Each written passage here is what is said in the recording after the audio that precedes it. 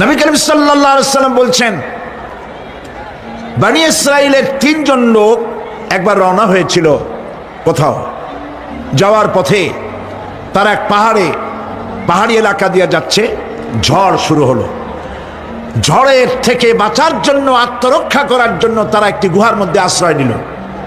হঠাৎ করে বিশাল এক প্রস্তর খণ্ড উপার থেকে গড়াতে গড়াতে এসে গুহার মুখকে বন্ধ করে দিল। এখন 3 জন লোকের একজনও এখান থেকে বেরোবার আর কোনো পথ নাই।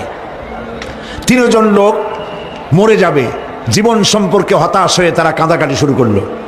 মুরব্বী যিনি ছিলেন তিনি বললেন, কান্দাতে কোনো লাভ নাই, মরবো তো বটেই, কিন্তু আসো নেক আমল করে যদি কিছু থাকি, আল্লাহকে ভয় করে কোন আমল যদি করে থাকি, চলো সেই আমলটা দিয়ে আল্লাহ পাকের কাছে ওসিলা দিয়ে মাপ চাই। ওই যে সেদিন বলছিলাম, অবতাকু ইলাইহিল ওসিলা মানে পীর ধরা না, অবতাকু ইলাইহিল ওসিলা আয় আমলে সালেহ, নেক কাজের ওসিলা দাও। শুরু হয়ে গেল। একজন বলল, রব্বুল আলামিন তুমি জানো আমার একটা কৃতদাস ছিল, আমাকে না বলে সে পালিয়ে গেল, আর ফেরে না, বছরের পর বছর চলে যায়। আমি তার পাওনা বেতন দিয়ে বকরি কিনেছিলাম, বকরিগুলির বাচ্চা হইল, মাঠ ভরে গেল।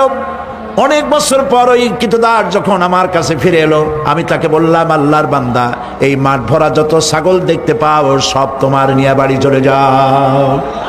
সে বলল, মালিক আপনি কি আমার সাথে তামসা করছেন?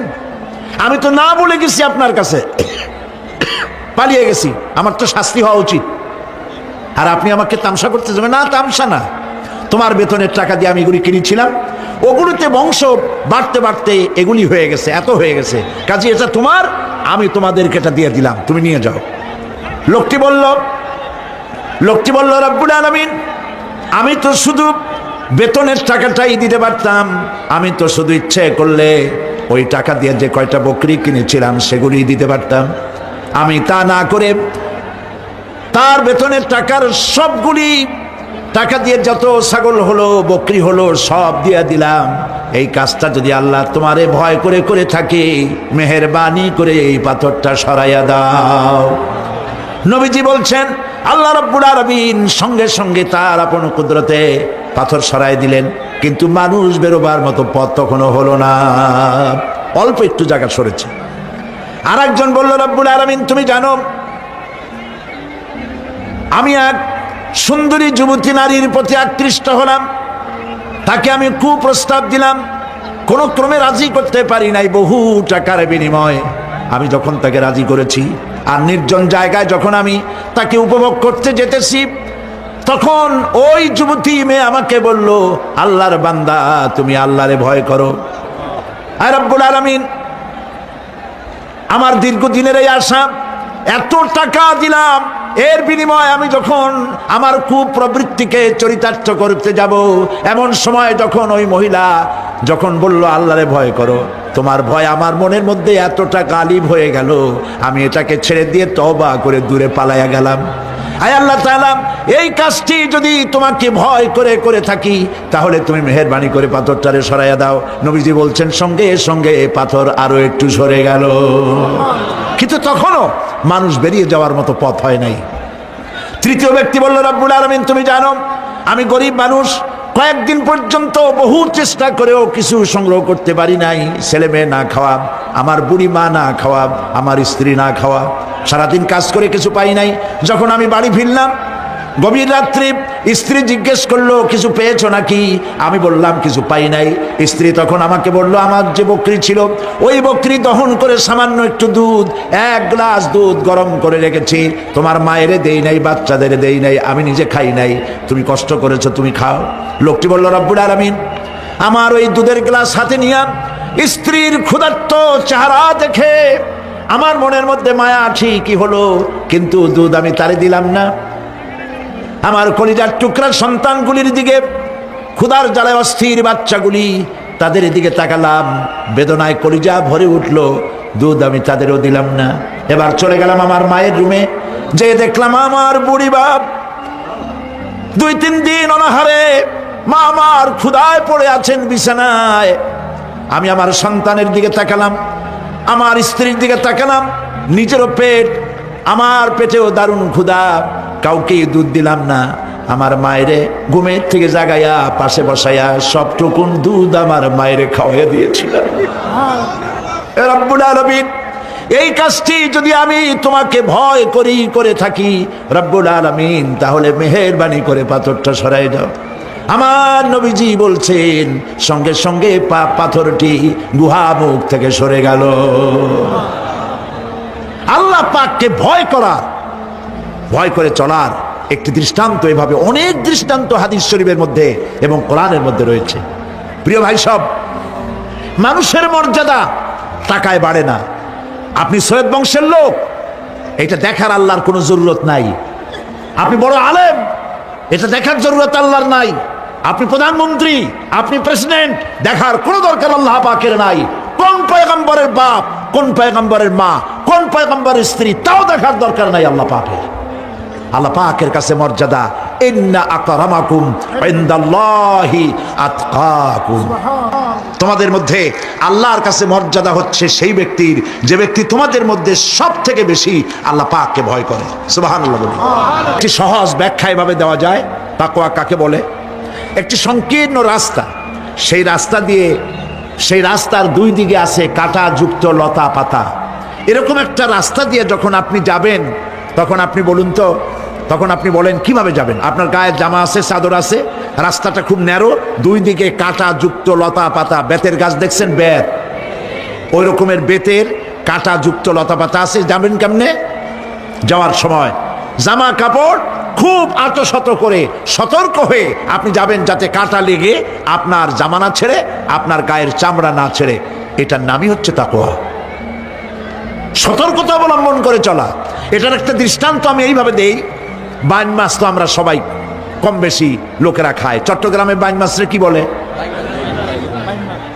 যাক, অন্তত একটা মাছের নামে আমরা এক আছি, বাইন মাছ। এই বাইন মাছ থাকে কোথায় বলেন তো? কাদার মধ্যে থাকে। যারা বাইন মাছ ধরেছে তাদের মুখে শুনেছি যে বাইন মাছ যতই কাদার মধ্যে দিয়ে টাইনা বাইর করলাম, এর গায়ে কোনোদিন কাদা দেখি নাই। তা শুধু খাবেন না, ওর কাছ থেকে অন্তত তাকওয়ার শিক্ষাটা নিবেন। ও কাদায় থাকে, তাকওয়ার কারণে কাদা ওর গায়ে লাগে না। তাকওয়া মানে বেঁচে চলা, সতর্ক হওয়া। সতর্ক থাকে, গায়ে লাগলো না। আপনিও আপনার সমাজকে পরিচ্ছন্ন বানাবেন, নিজেও পরিচ্ছন্ন থাকবেন, আল্লাহকে ভয় করে চলবেন, সতর্ক হবেন, এটার নামই তাকওয়া। আউযু বিল্লাহি মিনাশ শাইতানির রাজীম। বিসমিল্লাহির রহমানির রহিম। আল্লাহু লা ইলাহা ইল্লা হুয়াল হাইয়ুল কাইয়্যুম। লা তাখুযুহু সিনাতুন ওয়ালা নাওম।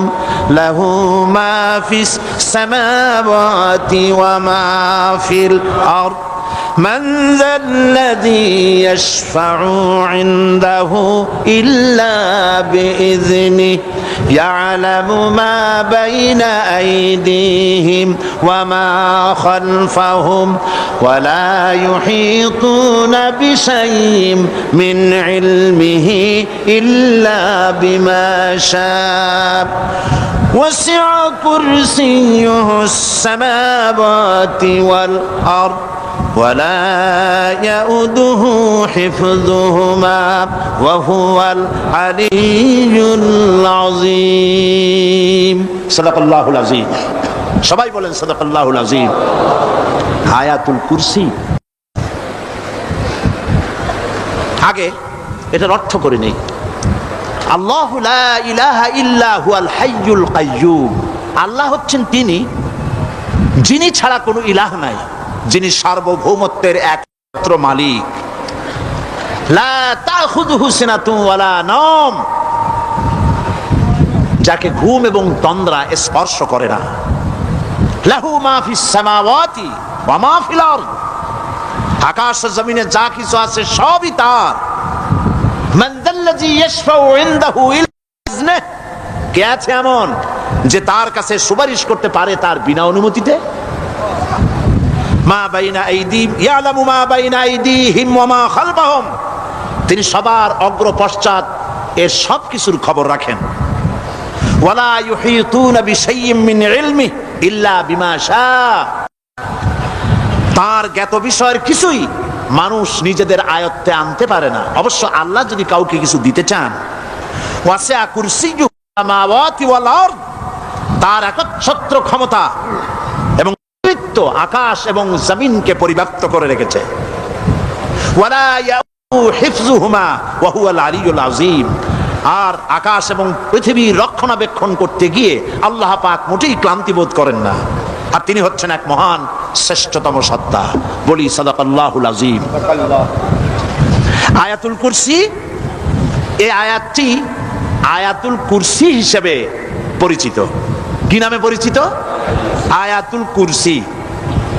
এখানে মহান আল্লাহ পাকের এমন সব পূর্ণাঙ্গ পরিচিতি পেশ করা হয়েছে যার নজির গোটা কোরআন শরীফে নাই। সুবহানাল্লাহ। তাই হাদিস শরীফে এই আয়াতটিকে শ্রেষ্ঠ আয়াত বলা হয়েছে। কোরআন শরীফের কি আয়াত? শ্রেষ্ঠ আয়াত বলা হয়েছে। আমরা প্রত্যেকটি ফরজ নামাজের পরে এই আয়াতে কারিমা পড়ে থাকি, ঠিক কিনা বলে? আল্লাহ বলেছেন প্রত্যেক ফরজ নামাজের পরে আয়াতুল কুরসি যে ব্যক্তি পাঠ করবে, কিয়ামতের দিন আল্লাহ রাব্বুল আলামিন ওই ব্যক্তির ব্যাপারে সিদ্ধান্ত নেবেন, আল্লাহ তাকে জান্নাত দান করে দিবেন। হতে পারে এবার আপনারা কেউ করতে পারেন, বাস ওয়াজ আর না শুনলে চলবে, আয়াতুল কুরসি পড়বো আর জান্নাতে চলে যাব। না, বিষয়টা এমন নয়। বিষয়টা হচ্ছে এই আয়াতুল কুরসির মধ্যে এমন কিছু কথা আছে যা বুঝা যদি পড়ে আর আমল করে আল্লাহ পাক কিয়ামতের সিদ্ধান্ত নেবেন, জান্নাত দিয়ে দিবেন। সুবহানাল্লাহ বলেন, সুবহানাল্লাহ। এর কারণ হলো আয়াতুল কুরসির মধ্যে আল্লাহ পাক সার্বভৌমত্বের কথা বলেছেন। আজ আমরা স্লোগান দেই সব সমস্যার সমাধান। ও মাশাআল্লাহ, চট্টগ্রামের সবাই বোধহয় এই পরিচিত স্লোগানটা জানেন না। জবাব তো আপনারা জবাব দিতে পারলেন না কেন? সব সমস্যার সমাধান দেন স্লোগান আপনারাই।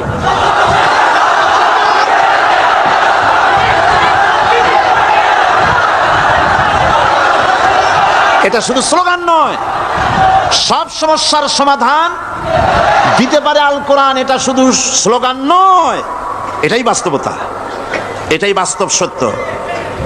আয়াতুল কুরসির মধ্যে রয়েছে একটি জটিল সমস্যার সমাধান, যাকে সহজ কথায় বলা যায় গদি সমস্যার সমাধান।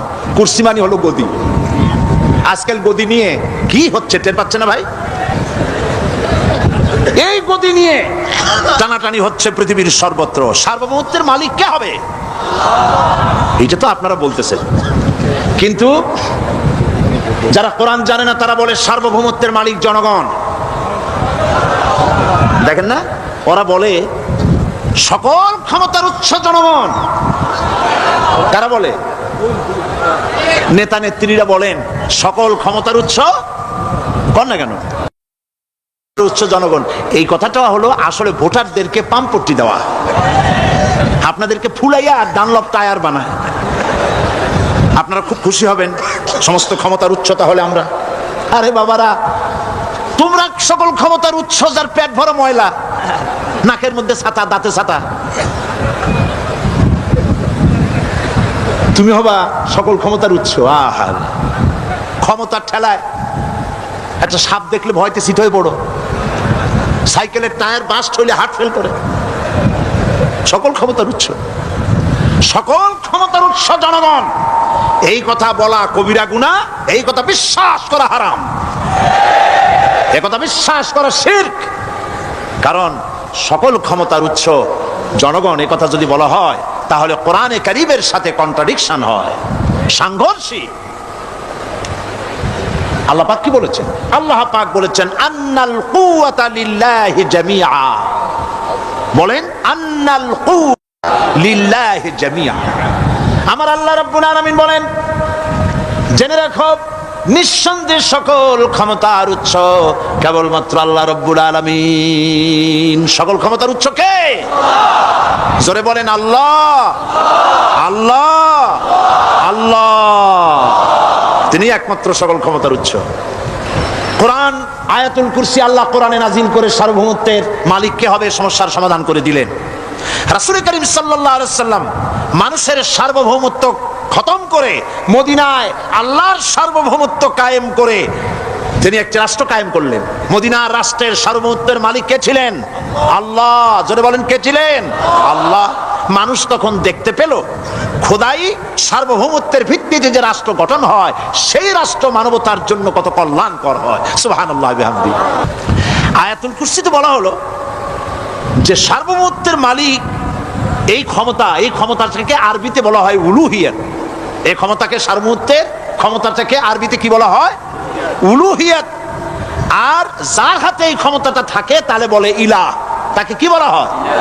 আল্লাহ রাব্বুল আলামিন আয়াতুল কুরসির শুরুতে এই কথাটাই বলে দিলেন, আল্লাহু লা ইলাহা ইল্লা হুয়াল হাইয়ুল কাইয়্যুম। আল্লাহ হচ্ছেন তিনি যিনি ছাড়া কোনো ইলাহ নাই। তার মানে হলো সার্বভৌমত্বের একচ্ছত্র মালিকানা কার হাতে? চিৎকার দিয়ে বলুন, আল্লাহ রাব্বুল আলামিনের হাতে। সার্বভৌমত্বের এই ক্ষমতা হস্তান্তরযোগ্য নয়।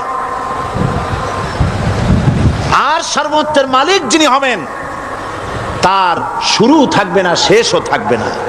এই কোয়ালিটি কার মধ্যে আছে? আল্লাহ পাকের মধ্যে। আল্লাহ পাক বললেন তিনি হচ্ছেন আল হাই আল কাইয়্যুম। তিনি হাইয়্যু, তিনি কাইয়্যুম। তিনি শাশ্বত, তিনি জাগ্রত, তিনি চিরস্থায়ী, যার শুরুও নাই, যার শেষও নাই। সুবহানাল্লাহি বিহামদি। এই সার্বভৌমত্বের মালিকানা নিয়ে যারা বসে আছে, যে কোনো মুহূর্তে তার হাত থেকে ক্ষমতা ছিনতাই হয়ে যেতে পারে কিনা? আর ঘুমায় থাকলে, সার্বভৌমত্বের মালিক দাবি করে যদি ঘুমায় থাকে, ততক্ষণ ভারপ্রাপ্ত বানাবে কারে? এই জন্য মালিক হচ্ছেন আল্লাহ পাক, যাকে ঘুম এবং তন্দ্রা স্পর্শ করে না। সার্বভৌমত্বের মালিকের কোয়ালিটি আল্লাহ পাক বলছেন লা তাখুযুহু সিনাতুন ওয়ালা নাওম। পড়েন সবাই, লা তাখুযুহু সিনাতুন ওয়ালা নাওম। তার ঘুমও নাই, তন্দ্রাও নাই। হযরত মূসা আলাইহিস সালাম আল্লাহ পাকের কাছে একবার প্রশ্ন তুলেছেন, আল্লাহ পাক তুমি নাকি? আল্লাহ বলেন তুমি বিশ্বাস করো না? মূসা আলাইহিস সালাম বলছেন অবশ্যই বিশ্বাস করি। আল্লাহ পাক বললেন বিশ্বাস যদি করো তাহলে বুঝানো যাবে। হযরত ইব্রাহিম আলাইহিস সালাম বলেছিলেন আল্লাহ পাকের কাছে, কাইফা রব্বি আরিনি কাইফা তুহিল মাউতা। হে রব, তুমি আমারে দেখাও কেমনে তুমি মৃত্যুকে জিন্দাকে মৃত্যু করো, মৃত্যুকে জিন্দা করো, একটু দেখাও আমারে। আল্লাহ পাক বললেন আওয়ালাম তুমিন, বিশ্বাস করো না? ইব্রাহিম আলাইহিস সালাম সঙ্গে সঙ্গে বললেন বালা। নাম বললেন না। বালা মানেও হ্যাঁ, নাম মানেও হ্যাঁ, কিন্তু একটু বেশ কম আছে। তিনি নাম না বলে বালা বললেন। নামের অর্থ হলো হ্যাঁ, আর না বালার অর্থ হচ্ছে কেন নয়, অবশ্যই বিশ্বাস করি। ওয়ালাকিন লিয়াতমাইন্না কালবি। তবে আল্লাহ তুমি যদি চোখে দেখাও একটু, তাহলে এগুলি একটুখানি লিয়াতমাইন্না কালবি, আমার অন্তরাত্মা প্রশান্তি লাভ করবে যদি চোখে দেখতে পারি। আল্লাহ বলেন তাহলে তোমারে দেখাবো। আল্লাহ দেখাইলেন। মূসা আলাইহিস সালাম যখন বললেন যে আল্লাহ পাক আর মৃত্যুকে চিন্তা করো কেমনে, তুমি ঘুমায় থাকো, না ঘুমায় পারো কেমনে, তোমার নাকি ঘুম নাই, তন্দ্রা নাই। আল্লাহ পাক বলেন বিশ্বাস করো না? বলে আমি বিশ্বাস করি। তো ঠিক আছে তাহলে তোমারে দেখাই। বললেন এক গ্লাস পানি নিয়ে আসো। এক গ্লাস পানি নিয়ে এসে দাঁড়িয়ে থাকো। আল্লাহ পাক মূসা আলাইহিস সালামকে বললেন এক গ্লাস পানি নিয়ে দাঁড়াও। আর ঘুমকে আল্লাহ পাক বললেন মূসারে ধরো। মূসা আলাইহিস সালাম নিদ্রাচ্ছন্ন হলেন, তন্দ্রা এসে গেল, হাত শিথিল হয়ে হাতের থেকে পানি ভর্তি গ্লাস পড়ে ভেঙে চুরমার হয়ে গেল। মূসা আলাইহিস সালাম ভয় পেয়ে গেলেন। আল্লাহ রাব্বুল আলামিন বলেন ভয় পাওয়ার কোনো কারণ নাই, তোমার প্রশ্নের জবাব আমি এভাবেই দিলাম। এক গ্লাস পানি নিয়ে কয়েক মিনিট দাঁড়াইতে পারো নাই, ঘুমের সঙ্গে সঙ্গে গ্লাস পড়ে ভেঙে গেল। তামাম আকাশ আর জমিন, গোটা সৃষ্টি জগৎ তোমার আল্লাহ পাকের হাতের মুঠার মধ্যে রয়েছে। আল্লাহ যদি ঘুমায় যায় সব শেষ হয়ে যাবে। তামাম সৃষ্টি জগতের ট্রাফিক কন্ট্রোল আল্লাহ কর্তৃক হয়। আর মানুষের যা হয় আল্লাহ পাক তার থেকে সম্পূর্ণ মুক্ত। আল্লাহ পাকের ঘুম নাই, তন্দ্রাও নাই। লা তাখুযুহু সিনাতু ওয়ালা নাওম, ঘুমও নাই, তন্দ্রাও নাই। আল্লাহ পাক সমস্ত রকমের মানবীয় কোয়ালিটি থেকে, গুণ থেকে মুক্ত, মুবাররা, পবিত্র। আল্লাহ রাব্বুল আলামিন সার্বভৌমত্বের একচ্ছত্র মালিক হচ্ছেন আল্লাহ পাক। তিনি ছাড়া কোনো ইলাহ নাই। তিনি পরিষ্কার করে বলছেন, আল্লাহু লা ইলাহা ইল্লা হুয়াল হাইয়ুল কাইয়্যুম। সবাই পড়েন, আল্লাহু লা ইলাহা ইল্লা হুয়াল হাইয়ুল কাইয়্যুম। আল্লাহ হচ্ছেন সার্বভৌমত্বের মালিক, তিনি ছাড়া কোনো ইলাহ নাই। এমন একটি আয়াত তাফসীরের জন্য আল্লাহ এনে দিয়েছেন, যেই আয়াতটি বুঝলে পরে দুনিয়াও শান্তি, আখিরাতেও শান্তি। গতি সমস্যার সমাধান হবে, সব সমস্যার সমাধান হবে। আয়াতুল কুরসি এমন আয়াত যা তেলাওয়াত করলে, বুঝলে, আমল করলে কিয়ামতের দিন আল্লাহ পাক তার সম্পর্কে সিদ্ধান্ত নেবেন, জান্নাত দিয়ে দিবেন। সুবহানাল্লাহ ওয়া বিহামদিহি। أعوذ بالله من الشيطان الرجيم بسم الله الرحمن الرحيم। প্রত্যেক অক্ষরে অক্ষরে 10-10 করে নেকি এখন আমাদের নামায় আমলে লেখা হচ্ছে। সুবহানাল্লাহ। গলা ছেড়ে দিয়ে সবাই পড়েন আমার সাথে, আল্লাহু লা ইলাহা ইল্লা হুয়াল হাইয়ুল কাইয়্যুম লা তাখুযুহু সিনাতুন ওয়ালা নাওম লাহু মা ফিস সামাওয়াতি ওয়া মা ফিল আরদ من ذا الذي يشفع عنده إلا بإذنه يعلم ما بين أيديهم وما خلفهم ولا يحيطون بشيء من علمه إلا بما شاء وسع كرسيه السماوات والأرض ولا يؤوده حفظهما وهو العلي العظيم صدق الله العظيم। আয়াতুল কুরসি হচ্ছে কোরআন শরীফের সর্বশ্রেষ্ঠ আয়াত। সুবহানাল্লাহ। রাসূল বলেছেন আয়াতুল কুরসি হচ্ছে কোরআনে কারীমের সর্বশ্রেষ্ঠ আয়াত। এবং আল্লাহ পাকের তাওহীদের ব্যাপারে, সার্বভৌমত্বের ব্যাপারে এত বিস্তারিত অল্পের মধ্যে আর অন্য কোন আয়াতের মধ্যে ভাবে আসে নাই। এই জন্য আয়াতুল কুরসির এত মর্যাদা। কালকে আরো একটি হাদিস শোনাইছিলাম, বোধহয় নিশ্চয়ই আপনাদের মনে আছে। প্রত্যেক ফরজ নামাজের পরে আয়াতুল কুরসি যে একবার পড়বে, তেলাওয়াত করবে, কিয়ামতের দিন আল্লাহ পাক তার সম্পর্কে সিদ্ধান্ত নেবেন, তাকে জান্নাত দিয়ে দিবেন। সুবহানাল্লাহ কইতে ইচ্ছে করলো না? আলহামদুলিল্লাহ বলবেন না?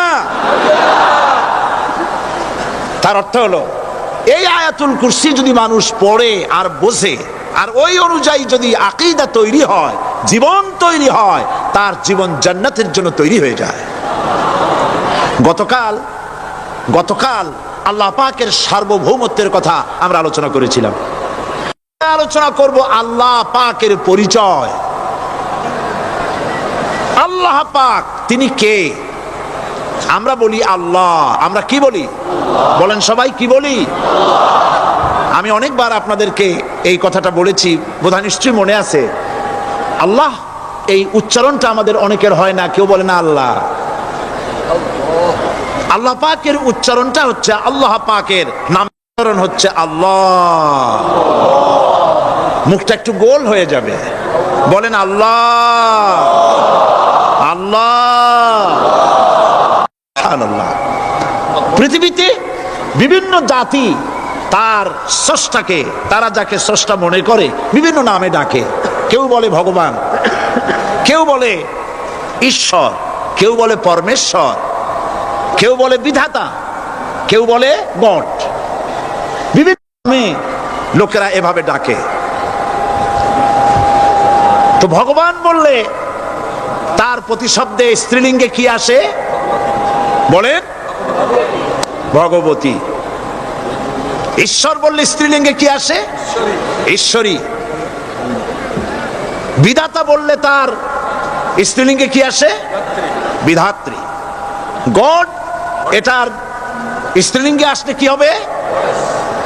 তো প্রত্যেকটি তারা যে ভাষায় আল্লাহকে ডাকে, প্রত্যেকটি ভাষায় স্ত্রীলিঙ্গে একটি প্রতিশব্দ আসে। আল্লাহ এর স্ত্রীলিঙ্গে, এর প্রতিশব্দে আরেকটি শব্দ কি গোটা বিশ্ব খুঁজে পাওয়া যাবে? জোরে বলেন, যাবে? যাবে না। এবং অন্যান্য নামগুলি সন্ধি বিচ্ছেদ করলে অর্থই হবে না। গড, এটাকে যদি উল্টায়া বলা হয় তাহলে কি হয়ে যাবে? এবার দেখুন, আল্লাহ এই নাম, আল্লাহর পরিচয় কি? যদি বলা হয় যে আল্লাহর পরিচয় কি, শুধু আল্লাহ দিয়ে আল্লাহকে চেনা যাবে, আল্লাহকে চেনা যাবে। আল্লাহ রাব্বুল আলামিন বলছেন, আল্লাহু লা ইলাহা ইল্লা হুয়াল হাইয়ুল কাইয়্যুম। আল্লাহ হচ্ছেন তিনি যিনি ছাড়া কোনো ইলাহ নাই, মাবুদ নাই, উপাস্য নাই। সুবহানাল্লাহ। এখন আল্লাহর যদি প্রথম একটা অক্ষর আলিফ ছেড়ে দেওয়া হয় তাহলে থাকবে কি?